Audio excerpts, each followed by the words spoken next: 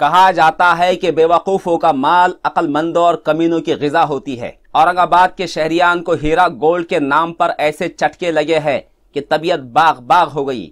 تازہ خبر ملی ہے کہ ہیرا گولڈ گروپ کی چیف نویرا شیخ نے کہا کہ اب لوگوں کا انویسٹ کیا ہوا پیسہ ہرگز واپس نہیں ملے گا۔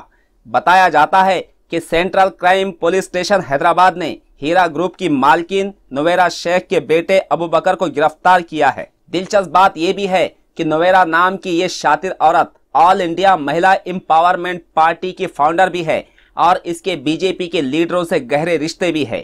نویرا شیخ الگ الگ ناموں سے 15 کمپنیاں چلاتی ہے اور اب جنہوں نے اپنے لاکھوں کروڑوں کی رقم ہیرا گولڈ میں انویسٹ کی ہے، اب وہ اس گئی ہوئی رقم کو دوبارہ واپس ملنے کی امید ہرگز نہیں کر سکتے۔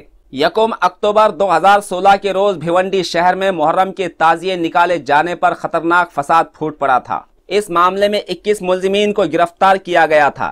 انہیں قانونی امداد فراہم کرنے والی جمعیت علماء ہند مہاراشٹرا نے کامیاب پیروی کی اور اس کے نتائج میں محمد توصیف، سلطان نسیم شاہ، سمیر انصاری، محمد جاوید سمیت 21 ملزمین کو رہا کیا گیا۔ نوٹ بندی کے ان 2 سالوں میں کی گئی سروے رپورٹ نے بی جے پی کے وکاس کے دھوکہ دھڑی کا برقع پھاڑتے ہوئے بتایا کہ دیش میں بے روزگاری کا گراف 6.9% بڑھ گیا ہے اور پچھلے 2 سالوں کا یہ سب سے اونچا گراف ہے۔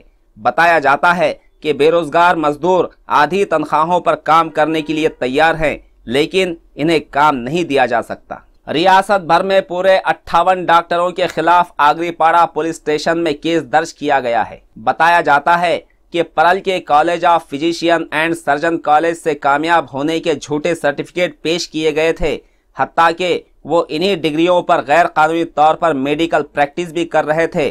چنانچہ MMC کی شکایت پر ان کے خلاف کیس درج کیا گیا ہے اور ان کی ڈگریوں کو ضبط کر لیا گیا ہے۔ گوندیا ضلع کی خاتون تحصیلدار نے نائب تحصیلدار کی چپل سے دھلائی کرنے کا واقعہ پیش آیا ہے۔ بتایا جاتا ہے کہ مہاتما گاندھی یوجنا انودان کا بل نکالنے پر دونوں کے اندر جھڑپ ہوئی اور لیڈی تعلقہ آفیسر نے نائب تحصیلدار کو چپل سے خوب پیٹا۔ شہید حافظ جنید کو انصاف دلانے کے لیے سابق IAS آفیسر ہرش مندر کی لیڈرشپ میں امن برادری کا ایک ڈیلیگیٹ حالات کا جائزہ لینے کے لیے میوات کے نوح علاقے میں پہنچا ہے۔ اس ڈیلیگیٹ میں ہرش مندر کے ساتھ منظور گوری، ہیومن رائٹس کے ممبر عارف محمد خان وغیرہ بھی شامل ہے۔ UP کے بلند شہر میں مسجد کے نام پر کل پھر سے کشیدگی پھیل گئی ہے۔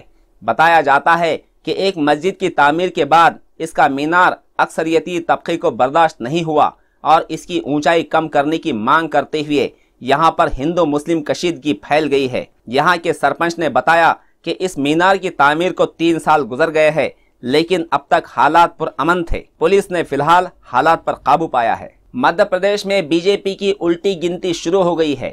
بی جے پی کے کئی MLA بغاوت کرنے پر تلے ہیں۔